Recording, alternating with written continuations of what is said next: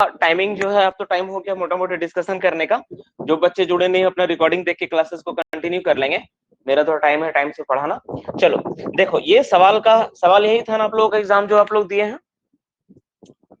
जो क्वेश्चन आप देख पा रहे हैं क्वेश्चन यही है ना जो आप लोग एग्जाम दिए हैं। रिकॉर्डिंग ऑन कर दिया गया, डोंट वरी। ठीक है, जो एग्जाम में ही है ना। ठीक, तो हम लोग क्लास को स्टार्ट करते हैं बाबू। ठीक है, अपना डिस्कशन जो आज का डिस्कशन करते हैं। जो स्क्रीन पे आपको दिख रहा होगा यही सवाल एग्जाम्स में पूछा गया था। और ये वीकली टेस्ट का कौन सा सीरीज था? 3 था। ये तीसरा वीकली टेस्ट था, तीसरा वीकली टेस्ट हम लोग लिए थे। और इसमें कुछ कमी भी हुआ है, कुछ गड़बड़ भी हुआ है। तो वो सारी जो कमियां थी, क्या क्या दिक्कत हुआ नहीं हुआ, इस पर हम लोग डिस्कशन करेंगे। सो डोंट वरी कि सर छोड़ देंगे या फिर कहीं कुछ ऐसा हो गया तो कोई मतलब नहीं है। वैसा कुछ नहीं है, हर एक चीज का हिसाब किताब है यहाँ पे। So don't worry. और पहली बात देखो, दूसरी बात यहाँ पर यह है कि क्या बोलता है कि जो बच्चे एग्जाम दे रहे हैं ना, तो वो कोल इंडिया की एग्जाम नहीं दे रहे, ठीक है ना, वो मेरे पास दे रहे। सब बच्चे मेरे नोन है, सब मुझे जानते हैं, मैं उनको पर्सनली जानता हूँ।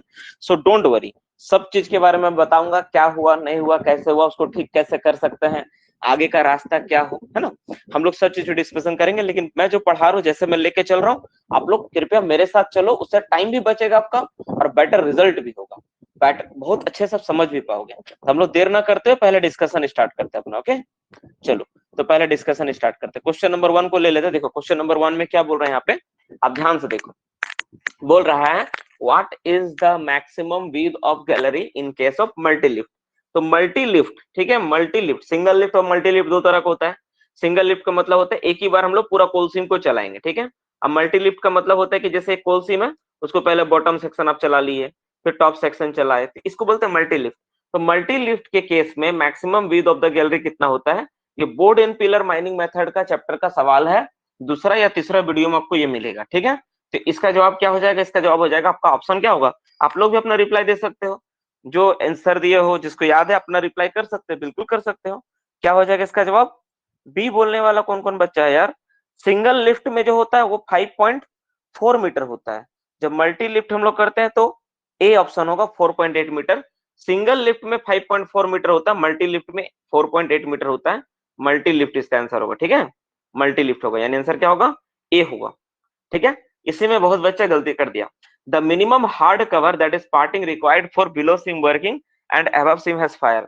तो नीचे वाला सिम में बिलो सिम क्या है? वर्किंग, नीचे में आपको काम करना है, और ऊपर में क्या आग लगा है। तो कितना पार्टिंग होना चाहिए? तो सबको पता है, बहुत बार डिस्कशन हुआ है, 10 मीटर का पार्टिंग चाहिए। ऑप्शन क्या हो जाएगा इसका सही? बी ऑप्शन हो जाएगा। बी ऑप्शन जो दिया हुआ है 10 मीटर का, ये सही आंसर होगा, ठीक है। एक मैं काम करता हूं बाबू, मैं ना आंसर को ना यहाँ पे टिक मारता हूँ तो आपका कटेगा नहीं, ठीक है। ये बी आंसर होगा। नेक्स्ट क्वेश्चन में बात कर लेते हैं। कोल पिलर से अचानक प्रेशर रिलीज होने वाली क्रिया को क्या कहते हैं? क्या उसको एयर ब्लास्ट कहेंगे, प्रीमेच्योर कोलैप्स करेंगे, ओवरराइडिंग ऑफ पिलर कहेंगे, या बम कहेंगे? तो कोल पिलर जब अचानक प्रेशर रिलीज करता है ना, तो उसको हम लोग क्या बोलते हैं? उसको हम लोग बम्प बोलते हैं ना, बम बोलते हैं। एयर ब्लास्ट तो आपको पता है कि वो क्या होता है कि एयर ब्लास्ट रूफ फॉल होता है तो एयर ब्लास्ट होता है। प्रीमेच्योर कोलैप्स और ओवरराइडिंग क्या होता है कि जब मेरा रूफ अधिक दूर तक टंगा हो केविंग मेथड में, तो अचानक फॉल होने से प्रीमेच्योर कोलैप्स और ओवरराइडिंग का खतरा बढ़ जाता है। नेक्स्ट क्वेश्चन पे बात करते हैं हम लोग, लॉन्ग वॉल फेज से रिलेटेड सवाल था। देखो बोला लॉन्ग वॉल माइनिंग मेथड में कितने मीटर लंबे फेज चलाकर कोयला निकाला जाता है? इसका क्या होगा? सी ऑप्शन होगा, है ना। सी, इसको मैं बताते वक्त भी बहुत बार बोला हूँ, क्लास में भी हुआ है। तो सी ऑप्शन 60 से 200 मीटर। अगर आपके नोट्स में नहीं लिखा हुआ है तो इसको नोट्स में नोट कर लेना, ठीक है। ये चलेगा डियर स्टूडेंट्स, है ना, ऐसा चलेगा। ऐसा क्वेश्चन आपको कुछ मिलेंगे एग्जामिनेशन में अक्सर, जिसका आंसर आपको पता नहीं होगा लेकिन उसका आंसर आपको मिलेगा। चलो नेक्स्ट क्वेश्चन में बात करते हैं। According to thickness, what is the thickness of moderate thick seam? Thickness के हिसाब से मॉडरेट थिक सीम का थिकनेस क्या होगा? ये एकदम सेम टू सेम पुराना वाला सवाल ही है, और सेम नंबर पे ही था, 5 नंबर पे ही सवाल था और यही था। तो पिछले बार ना बहुत सारे बच्चे गलत मारे थे और उसका जवाब सही हो गया था। तो इसको फिर से सेम क्वेश्चन दिया गया है ताकि इस बार आप लोग सही कर पाओ। तो इसका डेफिनेशंस के अनुसार ये होगा, और ऐसे क्या होगा आपका? डी होगा, क्योंकि 1.8 मीटर उसके अंदर आती है। हाँ राहुल, रिकॉर्डिंग चालू है? ठीक है, चलो तो इसका हो गया। नेक्स्ट क्वेश्चन पे मैं अब बात करूंगा, नेक्स्ट सवाल पे बात करेंगे। इसका करेक्ट आंसर क्या हो जाएगा डियर स्टूडेंट्स? इसका करेक्ट आंसर क्या हो जाएगा? ऑप्शन नंबर डी हो जाएगा। दैट इज वन आपका क्या होगा 1.5 मीटर भी होगा, और 4.5 मीटर के अंदर होता है वो भी होगा, और 1.8 मीटर तो उसके अंदर आता ही है। तो प्रीवियस क्लास में भी इसको समझाया तो यही होगा। Next, to know the parting in the contiguous seam working at what interval bore hole shall be drill. ये तो बहुत सिंपल सवाल था कि कितने अंतराल पे हम लोग बोर होल करते हैं, 20 मीटर, 10 मीटर, 30 मीटर, 9 मीटर। तो कितना मीटर पे करते हैं हम लोग इसका, इसको हम लोग 30 मीटर पे करते हैं, 30 मीटर पे इसका बोर होल किया जाता है। ठीक है, इसका करेक्ट जवाब क्या होगा, सी नंबर होगा, 30 मीटर पे हम लोग बोर होल करते हैं। और ये पार्टिंग कितना रखना होता है बच्चों, कितना मीटर का पार्टिंग रखते हैं, पार्टिंग कितना मीटर का रखते हैं, 3 मीटर का पार्टिंग रखते हैं ना, 3 मीटर का पार्टिंग रखना होता है, 3 मीटर का हम लोग पार्टिंग रख के काम करते ही है। तो ये अभी हम लोग का ये कौन सा चल रहा है, ये सेट, ये जो आपका सेट 3 आप लोग दे रहे हैं, वीकली टेस्ट का 3 सेट दे रहे हैं, तीसरा वीक चल रहा है, तो तीसरा वीक का क्लास का सेट दे रहे हैं। ठीक है, नेक्स्ट वीक फिर एग्जाम होगा। ठीक है, चलो इसको देखते हैं। What is the height of coal bench in manual open cast working. तो मैनुअल ओपन कास्ट वर्किंग में कोल बेंच का हाइट कितना होता है, तो कोल बेंच का मैक्सिमम हाइट कितना होता है, तो 3 मीटर। कुछ बच्चा 3 मीटर बी मार दिया होगा, तो बी नंबर गलत आंसर है, क्योंकि मिनिमम है ना, मिनिमम 3 मीटर, मिनिमम नहीं है, मैक्सिमम 3 मीटर होना चाहिए, अधिक से अधिक 3 मीटर होना चाहिए, उससे ज्यादा नहीं होना चाहिए। The coal seam near to the surface known as, जो कोयला सिम सरफेस के नजदीक होता है उसको हम लोग क्या कहते हैं, उसको क्या बोलते हैं बाबू, उसको हम लोग क्या बोलते हैं, उसको बोलते हैं हम लोग दैट इज कॉल्ड आउटक्रॉप बोलते हैं। बॉक्स कट तो पहला कट होता है ना, उसको क्या बोलते हैं हम लोग, आउटक्रॉप बोलते हैं। कुछ बच्चा इसको सीआई मारा होगा, डिसाइडेड बाय सीआईएल, तो गलत है, सीआईएल डिसाइड थोड़ी ना करता, उसको आउटक्रॉप ही बोलते हैं। How much distance between toe of spoil bank bench to any roadway, railway और परमानेंट स्ट्रक्चर। तो टो ऑफ बेंच से रोडवे, रेलवे और परमानेंट स्ट्रक्चर का दूरी कितना होता है, इसका जवाब आपको देना है। इसका जवाब क्या हो जाएगा, डी हो जाएगा, 100 मीटर का दूरी होता है। ठीक है, सवाल को बहुत सिस्टमेटिक बनाया गया है ताकि ऑप्शंस में कंफ्यूजन ना हो, और बहुत ढंग से इसको डिजाइन किया गया था। ठीक है, what is the maximum height of in situ pillar for depth measurement in manual open cast working। तो in situ pillar का हाइट कितना होता है डेप्थ मेजरमेंट में मैनुअल ओपन कास्ट वर्किंग में, तो 2.5 मीटर होता है, 2.5 मीटर इसका हाइट होता है। नेक्स्ट, स्पॉइल बैंक बेंच का हाइट कितना होता है, तो स्पॉइल बैंक बेंच का हाइट कितना होता है, देखो यहाँ पे बहुत ध्यान से सॉल्व करने वाला था। एक नंबर 30 मीटर मैक्सिमम हो सकता है, see number 90 metre maximum if more than one bench. देखो, अब जो बच्चा इस सवाल को अच्छा से पढ़ा होगा ना, ये वन काइंड ऑफ लेवल 1 याद रखना, ये लेवल 1 लाइक बिरयानी टेस्ट है, जो हम लोग का बिरयानी टेस्ट होता है ना, बिरयानी टेस्ट जो होता है ना, उसका लेवल 1 है ये, बिरयानी टेस्ट का लेवल 1 जो बेसिक लेवल होता है ना, एकदम बेसिक लेवल का सवाल, लेकिन ये बिरयानी टेस्ट ही था। आप इसको ध्यान से पढ़ो तो आप इसको कर पाओगे। देखो, हम लोग पता है कि अगर एक से अधिक बेंच हो तो 90 मीटर होता है, ठीक है ना, नहीं तो नॉर्मली 30 मीटर होता है। तो इसका आंसर क्या होगा, डी हो जाएगा, both A and C option इसका सही होगा, both A and C is the correct answer. So इसका करेक्ट आंसर क्या होगा, both A and C. Next question पे आते हैं, which machine is a tyre mounted, CM, roof bolter, shuttle car. तो इसको तो नॉर्मली आपको समझ में आ रहा है कि शटल कार ही होता है, क्योंकि उसी में टायर लगा होता है और वही कंटिन्यूअस माइनर से कोयला को लेके जाके फीडर ब्रेकर में देता है। नेक्स्ट क्वेश्चन पे बात कर लेते हैं हम लोग। नेक्स्ट क्वेश्चन क्या है, यहाँ देखो, बोला है the inclination of soft OB bench in mechanised open cast working is. तो यहाँ पर भी सवाल बहुत क्रिटिकल था, बहुत इंपॉर्टेंट था, इसमें भी आप लोग फंस गए होंगे। ये जो 30, देखो soft OB bench mechanised open cast, तो सॉफ्ट ओबी बेंच या कुछ भी हो तो उसको साइंटिफिक स्टडी द्वारा ही निकालते हैं, है ना। इसका आंसर क्या होगा, डी होगा। इसमें भी बहुत सारा बच्चा गलत मार दिया, उसको लगा बोथ ए एंड सी और दे दिए हैं, एंगल ऑफ रिपोज भी लिखा हुआ है, ठीक है, और ये भी लिखा हुआ है, तो उस पर सी मारा होगा। लेकिन बाबू, जितना भी मैकेनाइज्ड होगा ना, चाहे मैकेनाइज्ड होगा और वो अगर सॉफ्ट ओबी हो या फिर हार्ड एंड जो भी हो, तो सबका साइंटिफिक स्टडी करके हम लोग पता लगाते हैं। 13 नंबर जबरदस्त क्वेश्चन था, मैं जानता हूं, और यही सारे सवाल एग्जामिनेशन पे रहते हैं बाबू, इसलिए कुछ सवालों को जानबूझ के ऐसा दिया गया है। What is the size of rib in slicing method where SDL और एलएसडी यूज। तो रिब का साइज कितना छोड़ना अगर एसडीएल और एलएसडी यूज करते हैं, तो इसका जवाब तो आप में से पता नहीं बहुत बच्चा क्या मारा है, क्या सोच के मारा है, कितना मारा है, ठीक है, सही बना पाए थे, मार पाए थे बाबू इसका, ठीक है। इसका आंसर क्या होगा डियर स्टूडेंट्स, वेरी गुड। चलो, तो इसका आंसर क्या होगा, इसका आंसर बी होगा, 2.5 मीटर टू 3 मीटर का होता है, इतना हम लोग रीफ छोड़ते हैं स्लाइसिंग मेथड में काम कर रहे हो तो। फिर बोला how many days owner slash agent slash manager report to DGMS about the action taken against his contravention, ठीक है। तो जो उसका कंट्रावेंस दिया गया है उसके अगेंस्ट में रिपोर्ट जो है ना, उसका रिपोर्ट वो कौन सा किसमें देता है, कौन सा फॉरम में वो कितना दिन के अंदर वो रिएक्शन देगा उसका, है ना, कितना दिन के अंदर उस पे एक्शन जो लिया उसके बारे में बताएगा। तो क्या होगा, 15 डेज का होता है। इसको नोटिस बोर्ड में भी 15 दिन के तक लगा के रखते हैं हम लोग। For how many distance any river no working shall be done. तो कितना मीटर तक रिवर में हम लोग कोई काम नहीं करते, 15 मीटर हॉरिजेंटल, 60 मीटर वर्टिकल। तो इसका आंसर पहला वाला ऑप्शन ही है, 15 मीटर हॉरिजेंटल डिस्टेंस। ठीक है, ये भी सवाल बहुत बच्चों को कंफ्यूज किया होगा, जो बच्चे जैसे जो बच्चे एकदम नए हैं, जिनका तैयारी एकदम नया नया है ना, वो गलत किया होगा। 14 नंबर डाउट है सर जी। 15 दिन तक होता है, 15 दिन तक टाइम मिलता है उसको रिपोर्ट लेने का। ठीक है, रिपोर्ट के अंदर वो देने का।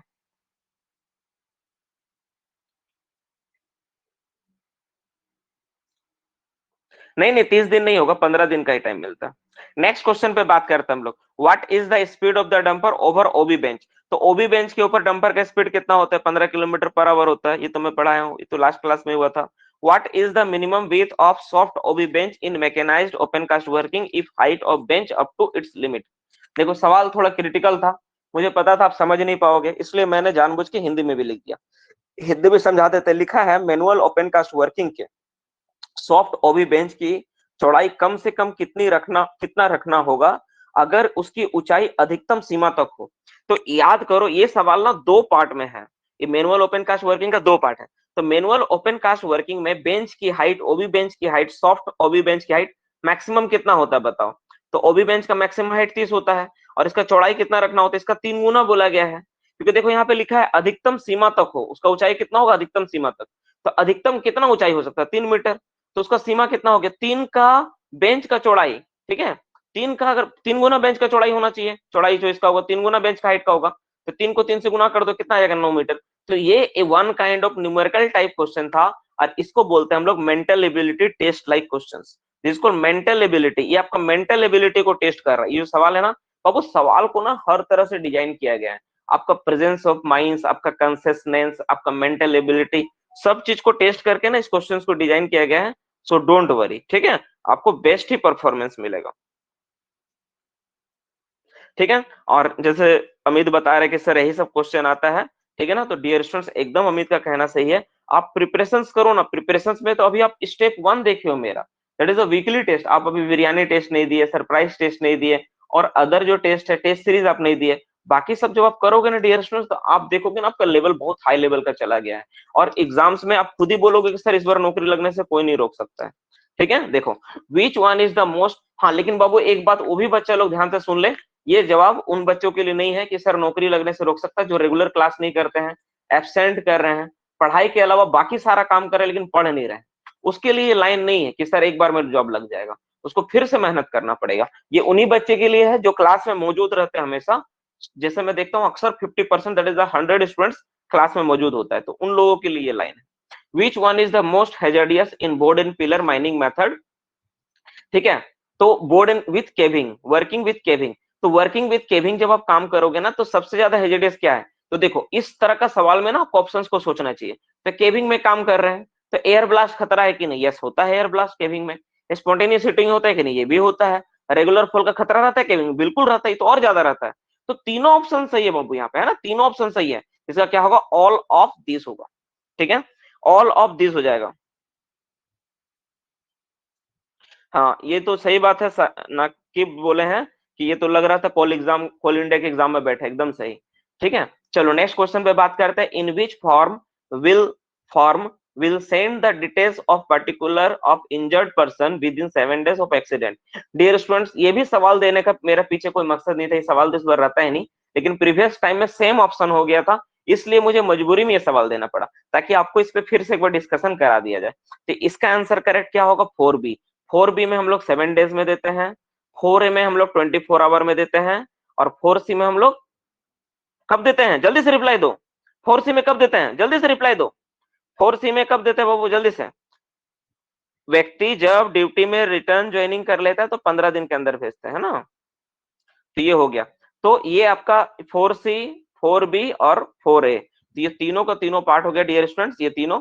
ये और 5 नंबर तो पता है, 5 नंबर किससे, नोटिफाइंग डिजीज से रिलेटेड है। तो सारा का सारा चीज का हो गया। ठीक है, अब बाबू क्लास में मौजूद हर एक बच्चा जिसको मतलब कोई चीज का डाउट है, वो एक बार पूछ ले, मैं उस पर देख लेता हूँ। 13 एंड 19, 19 के ऊपर बहुत ज्यादा सवाल है। 13, 18, 19 हो गया। 5, 4, 5, 13, 18, 19। और कोई सवाल? 4, 5, 13, 18, 19। ठीक है, ठीक है, ठीक है। एक काम करता हूँ, पहले मैं इसको सेव कर देता हूँ, फिर से इसको अपलोड करता हूँ, ताकि इसका मार्किंग तो रह जाए, है ना। पहले इसको मुझे सेव करने दो, रुको, पहले इसको सेव कर लेना दो। सेव कर लेते हैं, ठीक है। फिर से इसको अपलोड करते हैं। Share file, share PDF, open in new PDF, previous PDF.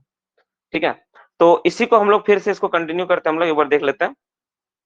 देखो डियर स्टूडेंट्स, ये सवाल आप लोगों का कुछ था, जैसे 4 नंबर में लॉन्ग वॉल माइनिंग मेथड में, ऐसा तो मैंने ये सवाल एमसीक्यू में नहीं डाला था, लेकिन लॉन्ग वॉल माइनिंग मेथड जो एवरेज, जो हम लोगों का जो फेस होता है ना, उसका लंबाई 60 से 200 मीटर तक हम लोग मैक्सिमम चलाते हैं, तो ये 60 से 200 मीटर होगा। अब 5 नंबर में देखो, 5 नंबर में पहली बार आप लोग ए आंसर दिए होगे, सही हो गया होगा, ये मुझे पता है, मैंने पिछले बार भी समझाया था आप लोगों को। तो डियर स्टूडेंट्स, इसका आंसर ए नहीं होगा, क्योंकि 1.5 से 4.5 के बीच ही तो सी भी आ रहा है। सी भी तो आएगा ना 1.5 और इसके बीच में, तो सी 1.8 मीटर क्या होगा, ये भी तो मॉडरेट थिक सिम होगा ना, क्योंकि 1.5 से ज्यादा है, 4.5 से कम है, तो इसका आंसर डी होता, ए और सी। पिछले बार आपको ये बोनस में एक नंबर मिल गया था, है ना, मैंने पिछले बार समझाया था, और ये सेम 5 नंबर में ये सवाल था, और मैंने समझाया था कि नेक्स्ट बार ऐसा गलती मत करना। फिर से मैंने वही सवाल डाल दिया और आप गलती कर दिए, ये तो गलत हो गया आपका आंसर, है ना। अब 18 19 में आ जाते हैं। 18 19, एक नंबर भी सवाल पूछने किसी को। ठीक है, एक नंबर सवाल, बाबू, सिंगल लिफ्ट जब होगा ना तो 5.4 मीटर, सिंगल लिफ्ट, यहाँ मल्टी लिफ्ट है, एक से अधिक बार चलाना है, तो 4.8 मीटर। ठीक है, 13 नंबर सवाल पे आता है। 13 नंबर आ जाता है, देखो 13 नंबर, देखो यहाँ पर बहुत अच्छा इंपॉर्टेंट बात है। देखो ये सॉफ्ट ओबी बेंच है, वो स्पॉइल बैंक में, अगर आप ऑप्शन बी सी मारे हो ना, तो स्पॉइल बैंक अगर रहता आपका, स्पॉइल बैंक, तब आपका ऑप्शन क्या होता, तब आपका ऑप्शन डियर स्टूडेंट हो जाता है क्या, तब आपका ऑप्शन होता सी। लेकिन स्पॉइल बैंक नहीं है, ये सॉफ्ट ओबी बेंच है, ठीक है, और वो भी मैकेनाइज्ड ओपन कास्ट का है, तो ऑप्शन क्या होगा, डी, साइंटिफिक स्टडी द्वारा। 10 नंबर कौन पूछ रहा अभी? 10 नंबर का आंसर होगा 2.5 मीटर। इंसिटू पिलर जब रखते हैं ना, तो उसका मैक्सिमम, ये तो लास्ट टाइम में पढ़ाया हूं इंसिटू पिलर के ऊपर, तो लास्ट टाइम जिसका हाइट कितना होगा, 2.5 मीटर मैक्सिमम होता है। अगर इसका हाइट 1.25 मीटर से अधिक हो जाएगा, इसका बेस डाया 1.5 मीटर होना चाहिए, यही तो टॉपिक था।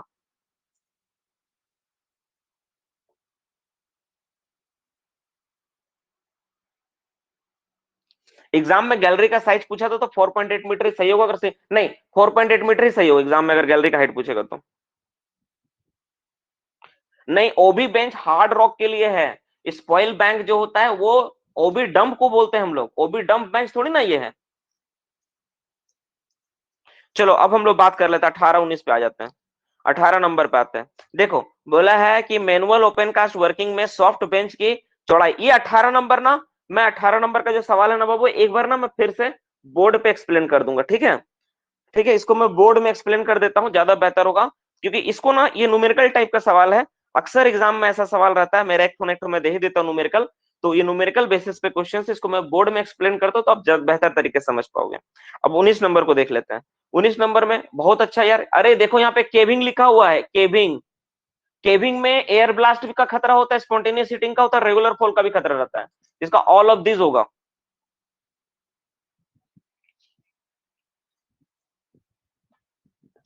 11 नंबर,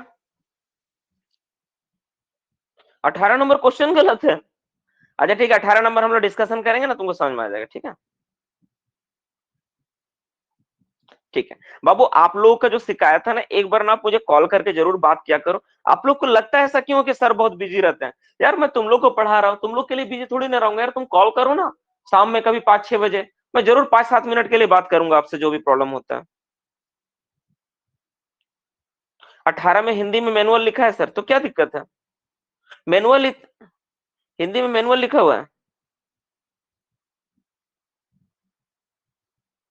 अच्छा अच्छा, यहाँ पे जो मैनुअल लिखा है ये, अच्छा अच्छा अच्छा अच्छा, और यहाँ पे मैकेनाइज लिखा हुआ है ये, अच्छा अच्छा अच्छा, समझ गया मैं। अब क्या बोलना चाह रहा मैं समझ गया, कि यहाँ सर मैनुअल लिखा है या मैकेनाइज लिखा है। एक्चुअली मैकेनाइज ही होता, मैनुअल लिखा गया उसमें यार। हाँ हाँ, मैं समझ गया समझ गया समझ गया। ठीक है ठीक है ठीक है ठीक है ठीक है, मैं समझ गया। ठीक, मतलब कुछ लोग ए भी ऑप्शन मार दिए ना।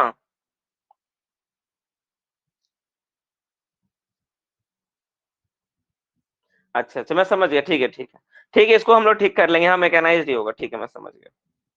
ठीक है बाबू, ठीक। तुम लोग का गलती नहीं है यार। देखो, इतना अच्छा से क्वेश्चन बना फिर भी कुछ जगह मिस्टेक रह ही गया। ठीक है, इसको हम लोग ठीक कर लेंगे। ठीक है ठीक है बाबू, अब डिस्कशन स्टार्ट करते हैं हम लोग। अब हम लोग क्लास को लाइव स्टार्ट करते हैं।